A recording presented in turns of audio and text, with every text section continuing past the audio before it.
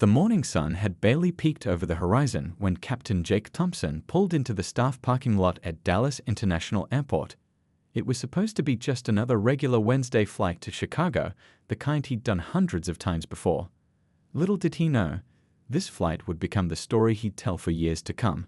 Walking through the terminal with his pilot's bag rolling behind him, Jake couldn't help but notice how quiet things were. The early morning flights usually had a certain peaceful rhythm to them. Sleepy passengers clutching their coffee cups, business people already typing away on their laptops, and the occasional family trying to wrangle excited kids through security. But something felt different today. The usual calm was broken by raised voices coming from Gate B7, his gate. As Jake got closer, he saw 3 large men in leather jackets surrounding Amy, one of the most experienced gate agents he knew. Even from a distance, he could see her trying to maintain her professional composure, but her face showed concern. "Listen, lady," the tallest of the men growled, leaning over the counter. "We paid for these tickets, and we're getting on that plane." The man's leather jacket, worn and weathered, displayed patches that Jake recognized immediately, the Steel Dragons. He'd seen news reports about this motorcycle gang, and none of them were good. Jake slowed his walk, taking in the scene. The 3 men were built like brick walls, their arms covered in tattoos that told stories of their rough past. Their leather vests were adorned with patches and emblems that screamed trouble, and the way they carried themselves, aggressive and intimidating, made other passengers give them a wide berth. Amy caught Jake's eye as he approached, relief washing over her face. "Captain," she called out, her voice steady despite the tension. "Could you help us with something here?" The 3 bikers turned to face him, and Jake got his first good look at them. The leader, who'd been doing most of the talking, had a gray beard that reached his chest and cold eyes that sized Jake up like a predator. His 2 companions weren't any more welcoming. One had a shaved head with a spider web tattoo creeping up his neck, while the other sported a handlebar mustache and knuckles that showed signs of too many fights. "What seems to be the problem?" Jake asked, keeping his voice neutral but firm. He'd dealt with difficult passengers before, but something about these men set off warning bells in his head. The leader straightened up, trying to use his height advantage to intimidate. "Your colleague here is giving us trouble about our boarding passes. We're paying customers, and we've got places to be." Jake glanced at Amy, who quickly explained, "Their tickets were purchased less than an hour ago with a credit card that's raising red flags in our system. We're just following standard security protocols." As Jake listened to both sides, he noticed other details that didn't add up. The men's nervous glances at their phones, the way they kept scanning the terminal, and how they seemed particularly interested in the passenger manifest Amy had on her screen. Years of experience had taught him to trust his gut, and right now, his gut was screaming that something wasn't right. "I understand both sides here," Jake said carefully, knowing he needed to handle this situation delicately. "Tell you what, why don't we step over to the customer service desk? They can sort this out properly, and we can make sure everything's in order before boarding starts." The 3 men exchanged looks that made Jake's skin crawl. The leader's face darkened for a moment before he forced a smile that never reached his eyes. "Sure thing, Captain. Lead the way." As they walked toward customer service, Jake noticed how they'd positioned themselves, 1 in front, 2 behind, like wolves surrounding prey. He'd been flying long enough to know that trouble comes in many forms, but these men, they were different. They weren't just difficult passengers, they were something else entirely. What Jake didn't know then was that this was just the beginning. In a few hours, at 30,000 feet above the ground, he would discover just how right his instincts were, and he would need every bit of his experience to handle what was coming. 2 hours into the flight, Jake was going through his usual checks in the cockpit when his co-pilot, Rick, tapped his arm. "Hey, we've got a situation back there," Rick said, pointing to the cabin crew phone that was blinking red. "Linda needs to talk to you." Jake picked up the phone, immediately noticing the tension in his head flight attendant's voice. "Captain, those 3 men from the gate, they're causing problems. They've been walking up and down the aisle, bumping into passengers deliberately. Mrs. Chen in 14C is pretty shaken up. One of them knocked her coffee into her lap and just laughed." Through the cabin crew's updates, Jake learned that the situation was getting worse by the minute. The bikers had spread out through the cabin, 1 near the front, one in the middle, and their leader with the gray beard towards the back. They'd started small, testing boundaries. A shove here, a harsh word there, watching how the crew responded. "They're playing some kind of game," Linda whispered into the phone. "Every time we try to calm things down, they find new ways to stir up trouble. They've got half the passengers terrified to even make eye contact." Jake could hear the strain in her voice. Linda had been flying for 20 years. If something had her worried, it was serious. "What are they doing right now?" he asked, keeping his voice steady. "The one with the spider web tattoo just made Tyler drop his drink tray, said it was an accident, but we all saw him stick his foot out. And the one with the mustache, he's been standing near the emergency exit, staring at people like he's memorizing their faces." Just then, Jake heard raised voices through the phone.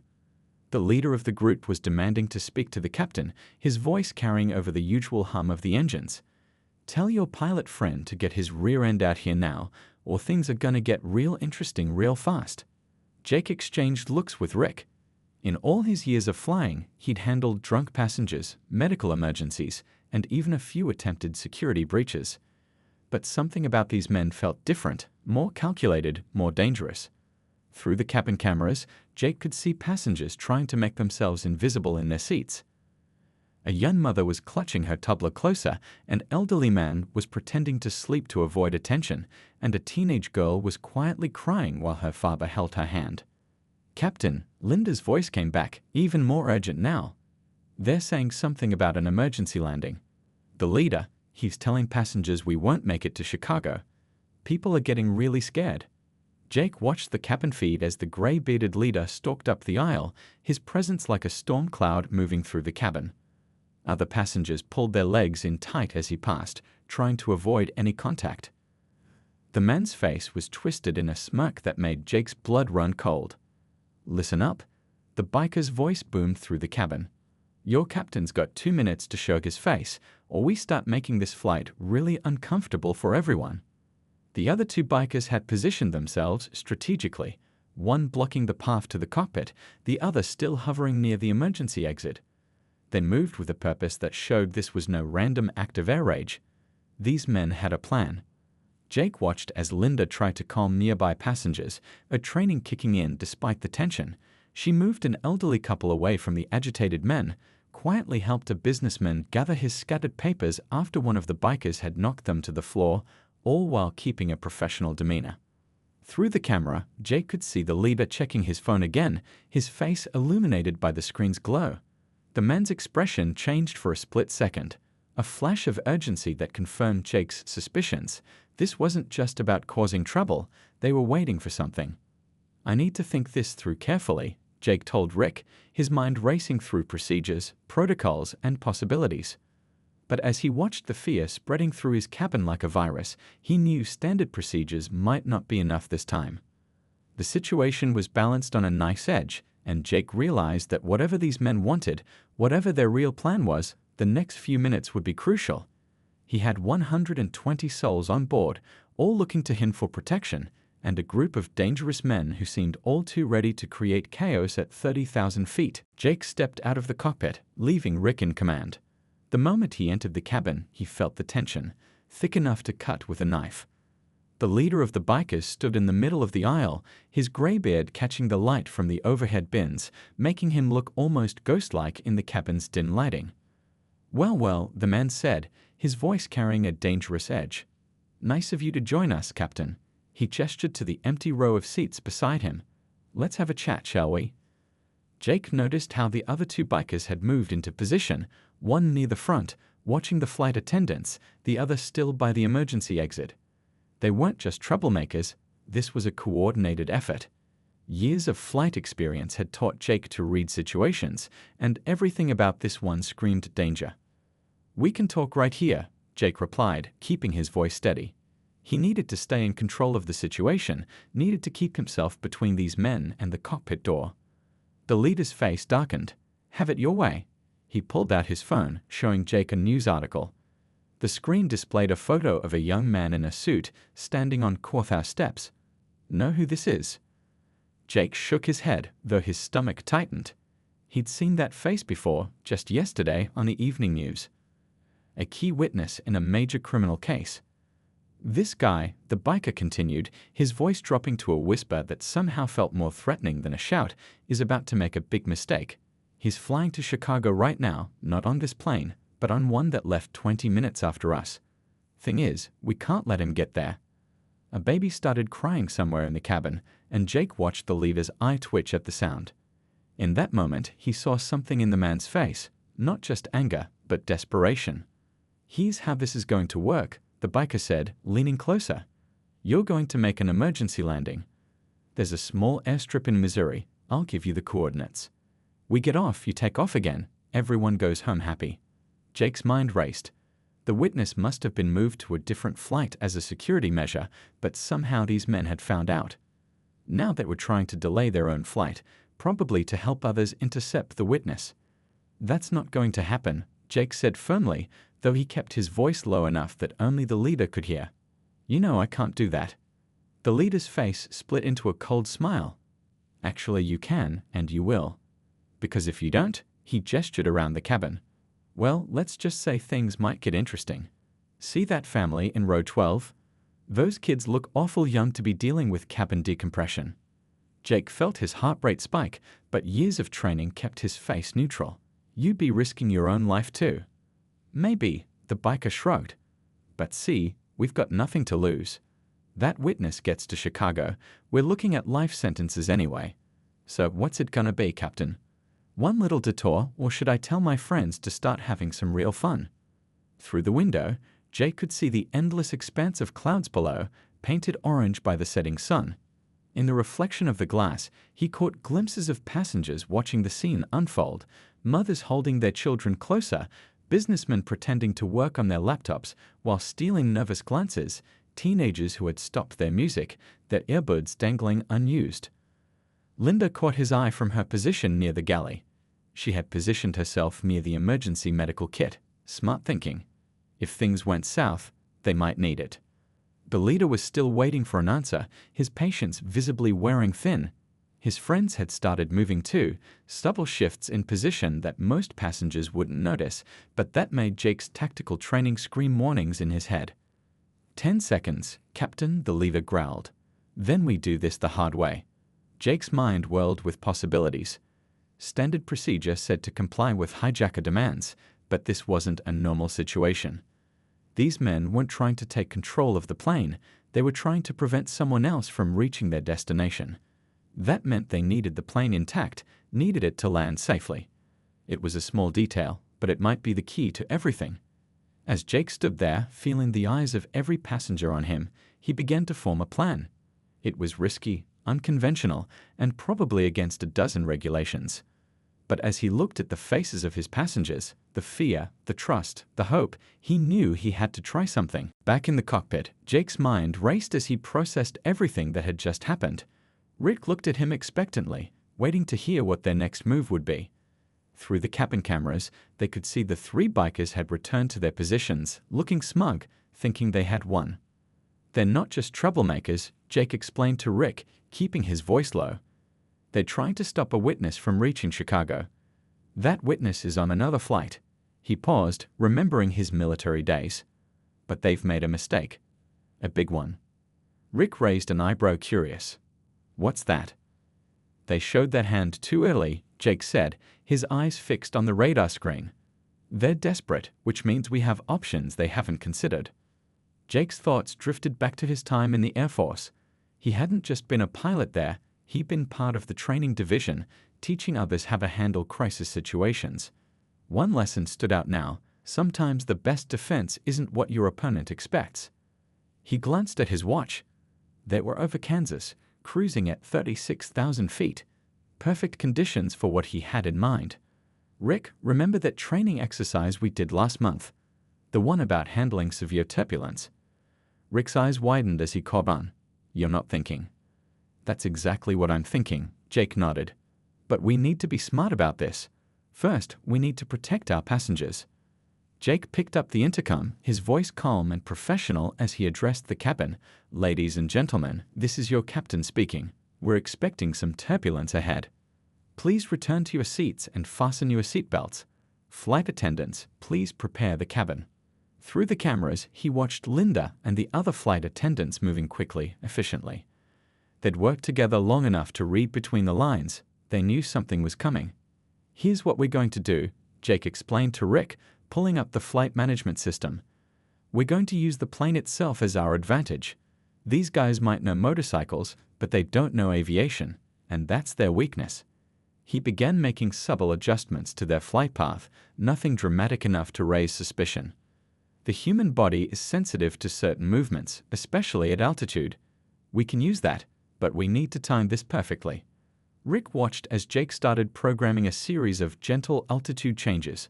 "We're going to create a very specific pattern of pressure changes. Nothing dangerous, nothing that will harm anyone. But for people who aren't used to flying, they'll feel it more than regular passengers," Rick finished, understanding dawning on his face. Jake nodded. "Exactly. Regular passengers might feel a little discomfort, but these guys, they're already tense, already on edge. Their own stress will work against them." Through the cabin feed, they could see the first signs that their plan was working. The biker with the spider web tattoo was gripping his armrest tighter than necessary. The one by the emergency exit had stopped his pacing, looking slightly unsteady. "The key is to make it gradual," Jake explained, making another minor adjustment. Nothing sudden, nothing obvious. Just enough to throw off their equilibrium while keeping everyone else relatively comfortable. He thought about his passengers, the young family in row 12, the elderly couple near the back, the businessman who'd been so scared earlier. They were all counting on him, whether they knew it or not. "We've got about 40 minutes before these effects really kick in," Jake said, checking their position. "We need to be ready for what happens next. If this works the way I think it will, our friends back there are going to start feeling very uncomfortable very soon." Rick nodded, understanding the plan. It wasn't just about making the bikers sick, it was about taking away their advantage. A person fighting nausea and dizziness couldn't maintain control, couldn't intimidate others effectively. As they continued their carefully planned flight path, Jake kept one eye on the radar and another on the cabin feed. He could see Linda moving through the cabin, quietly reassuring passengers, her experienced eyes noting every detail. "You know," Rick said after a moment, "in all my years of flying, I've never seen anything quite like this." Jake allowed himself a small smile. Sometimes the best solution isn't the obvious one. These guys thought they had all the power because they could threaten and intimidate. But up here, we're in our element. The plan was in motion. Now all they had to do was wait, watch, and be ready for whatever came next. As the sun began to set outside their window, casting long shadows across the clouds below, Jake knew the next hour would determine everything. 20 minutes into Jake's plan, the first signs of success began to show. Through the cabin cameras, he could see the leader of the bikers wiping sweat from his forehead, his tough guy facade beginning to crack. The one with the spider web tattoo had stopped his intimidating walks up and down the aisle, now sitting rigidly in his seat, staring straight ahead. "It's working," Rick whispered, watching the feed. "Look at the one by the emergency exit." The third biker, the one with the handlebar mustache, had gone pale. He kept shaking his head as if trying to clear it, his movements becoming increasingly unsteady. Jake continued his careful manipulation of the aircraft, making subtle adjustments that would be barely noticeable to regular passengers. A gentle climb here, a slight descent there, carefully controlled pressure changes that played havoc with the inner ear. It was like conducting an orchestra, but instead of music, he was orchestrating physics. Linda's voice came quietly over the intercom. "Captain, our friends aren't looking so good. The one in 14D just asked for a sick bag." Through the camera, Jake watched as the leader tried to stand up, probably to reassert his authority, only to grab the seat back quickly as his legs wobbled. The tough, intimidating biker from earlier now looked like he might be sick at any moment. Regular passengers were handling the subtle movements well. They might feel a slight discomfort, but nothing serious. Jake had timed everything perfectly, using his years of experience to create conditions that would affect those already stressed and tense far more than those who were relaxed. "Look at that," Rick pointed to the screen. The biker with the spider web tattoo had finally given in, clutching a sick bag, his earlier threatening demeanor completely gone. His face had taken on a greenish tinge that would have been funny under different circumstances. The leader tried to rally his men, standing up again despite his obvious discomfort. "Something's wrong," they heard him say through the cabin audio. "They're doing something to the plane." But his words carried none of the menace from before. Instead of striking fear into the passengers, he now looked unsteady and vulnerable. Some of the passengers who had been terrified earlier were beginning to notice the change. Jake made another subtle adjustment, this time a gentle banking motion combined with a minor pressure change. Through the cameras, they watched as the leader's face went from angry to queasy in seconds. Linda moved through the cabin with practiced ease, handing out sick bags to the bikers while appearing completely unfazed by the conditions herself. Years of flying had given her excellent air legs, and she used that advantage now, moving steadily while the troublemakers could barely keep their heads up. "Never seen anything quite like this," Rick said, shaking his head in admiration. "You're literally using the airplane itself as a defense weapon, but without putting anyone in danger." Jake nodded, keeping his focus on the instruments. "It's all about understanding how the human body reacts to flight conditions. These guys are used to being in control on the ground. Up here, that's our territory."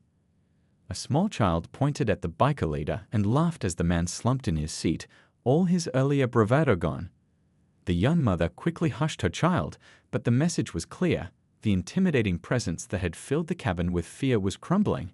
The third biker had given up any pretense of standing guard by the emergency exit. He now sat with his head between his knees, the sick bag clutched tightly in his hands. His motorcycle vest, covered in tough guy patches and emblems, seemed oddly out of place now. Through it all, Jake kept his movements precise and controlled. This wasn't about revenge or punishment, it was about protecting his passengers using the tools and knowledge at his disposal. He turned the aircraft itself into a silent guardian, using physics and psychology instead of force. "How much longer?" Rick asked, checking their position. "Another 15 minutes should do it," Jake replied, making another minor adjustment. "By then, they'll be too focused on keeping their lunch down to cause any more trouble." The cabin cameras showed the complete transformation. The three men who had terrorized the flight just an hour ago now looked like first-time flyers on a stormy day. Their threatening presence had been replaced by something almost pitiful. Linda's voice came through again. "Captain, I think we've got them under control. They can barely lift their heads, let alone cause any problems now." As Jake continued his carefully choreographed flight path, he allowed himself a small smile. Sometimes the best solutions weren't about brute force or dramatic showdowns. Sometimes they were about using knowledge and experience in unexpected ways. The atmosphere in the cabin had shifted dramatically. The once threatening bikers were now slumped in their seats, looking more like seasick tourists than hardened gang members. The leader, his gray beard now damp with sweat, could barely raise his head to glare at the flight attendants. Through the cabin cameras, Jake watched as Linda handled the situation with professional grace. She moved from seat to seat, checking on passengers, her calm presence helping to ease the lingering tension. The regular passengers had begun to relax, some even smiling as they watched their former tormentors struggle. "Never thought I'd see 3 tough guys taken down by a smooth flight," Rick commented, checking their instruments. The supple flight adjustments Jake had implemented were working perfectly, just enough to affect those already stressed and tense, while keeping everyone else relatively comfortable. A young girl, maybe 7 or 8 years old, whispered loudly to her mother, "Mom, look. The scary men are sick." Her mother quickly shushed her, but not before several nearby passengers chuckled. The sound of laughter in the cabin would have been unthinkable just an hour ago. The biker with the spider web tattoo had given up on maintaining any sort of tough image. He sat with his head pressed against the window, his third sick bag clutched tightly. His friend with the handlebar mustache didn't look any better, his face a shade of green that perfectly matched the emergency exit sign he'd been guarding earlier. "Captain," Linda's voice came over the intercom, amusement barely hidden in her professional tone. "Our friends in rows 14 and 21 are asking if we're experiencing unusual turbulence. They seem quite concerned about the flight conditions." Jake adjusted their course slightly, maintaining the precise balance he'd established. "Tell them it's just normal flight conditions for this route," he replied, knowing the suggestion alone would make them feel worse. The power of suggestion was a powerful tool, especially when combined with their current physical discomfort. Through the cameras, they watched as the leader made one last attempt to regain control of the situation. He tried to stand up, probably planning to confront the flight crew again. But the moment he got to his feet, Jake added a subtle roll to their flight path. The effect was immediate. The tough biker leader practically fell back into his seat, reaching desperately for his own sick bag. An elderly passenger who'd been terrified earlier was now calmly doing his crossword puzzle, occasionally glancing up with a satisfied smile at the biker's predicament. The businessman who'd had his papers scattered was now working on his laptop, seemingly unbothered by the very mild movement of the plane. "You know what's really clever about this?" Rick said, keeping his voice low. "They can't even complain about it. What are they going to say? That the perfectly normal flight made them sick while everyone else is fine?" Jake nodded, making another minor adjustment to their course. Sometimes the best defense is letting people defeat themselves. They came in here thinking they had all the power because they could intimidate people. But up here, at 36,000 feet, it's a different world. Linda's voice came through again. "The leader wants to know how much longer until we land. He's not looking so good." There was a pause, then she added with professional restraint, "Actually, none of them are looking so good." Through the cabin feed, they could see the complete transformation. The three men who had swaggered onto the plane, threatening and intimidating everyone in sight, now looked absolutely miserable. Their tough guy images had crumbled, replaced by pale faces and queasy expressions. Even better, the other passengers had noticed the change. The atmosphere in the cabin had shifted from fear to something almost like collective amusement. People who had been avoiding eye contact with each other earlier were now sharing knowing looks and subtle smiles. A flight that had started with fear and intimidation had turned into something entirely different. The bikers had learned a hard lesson that sometimes the biggest threat isn't the one you can see coming. Sometimes it's the smooth, professional handling of a situation by someone who knows exactly what they're doing. As they began their initial descent into Chicago, Jake kept his adjustments subtle but consistent. He knew that the next phase would be crucial, keeping these men subdued until they could hand them over to the authorities. But looking at their current state, he wasn't too worried. They could barely keep their heads up, let alone cause any more trouble. As the plane began its final approach to Chicago O'Hare International Airport, the sunset painted the sky in brilliant shades of orange and purple. Jake had already radioed ahead, quietly alerting airport security about the situation. Now, through the cockpit window, he could see several police vehicles waiting on the tarmac, their lights flashing silently in the evening light.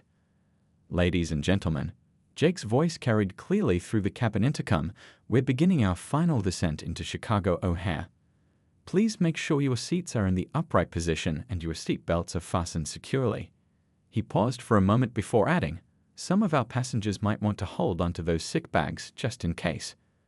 Through the cabin cameras, he could see the three bikers, now mere shadows of their former intimidating selves. The leader, who had threatened everyone just hours ago, was slumped in his seat, his face a pale shade of gray that almost matched his beard. His two companions weren't doing any better. One was still clutching his sick bag like a lifeline, while the other had his eyes squeezed shut, probably praying for the flight to end. Linda moved through the cabin one last time, checking seatbelts. "Amazing how quiet they've gotten," she whispered into her crew phone. "Quite a change from a few hours ago."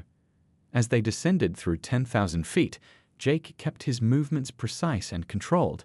He'd learned in his Air Force days that landing was often the worst part for people suffering from motion sickness, a fact he was now using to his advantage. "Look at that," Rick said, pointing to the cabin feed. The businessman whose papers had been scattered earlier was now calmly packing up his laptop, occasionally glancing at the airsick bikers with barely concealed satisfaction. The young mother who had been terrified was telling her children a story, her voice carrying softly through the cabin. The plane touched down smoothly. Well, smooth for most passengers. For three certain individuals, even the gentle landing felt like a roller coaster ride. The leader tried to stand up the moment the plane stopped, only to sink back into his seat, his legs too wobbly to support him. "Ladies and gentlemen," Jake announced, "please remain seated with your seat belts fastened until we've reached our gate. We have some security personnel who need to board first for a routine check." Through the windows, passengers could see the police vehicles pulling up alongside the aircraft. The elderly couple who had been frightened earlier now watched with interest as several FBI agents boarded the plane. The agents moved quickly and professionally, heading straight for the three bikers who were in no condition to resist. "Sir," one agent said to the leader, "we'd like you to come with us. We have some questions about your interest in today's flights to Chicago." The biker tried to put on a tough face, but the effect was somewhat ruined when he had to grab the seat in front of him just to stand up. His two friends were equally unsteady as they were led off the plane, their fearsome appearance completely undermined by their queasy stumbling. As the agents escorted the three men off the plane, a spontaneous round of applause broke out among the passengers.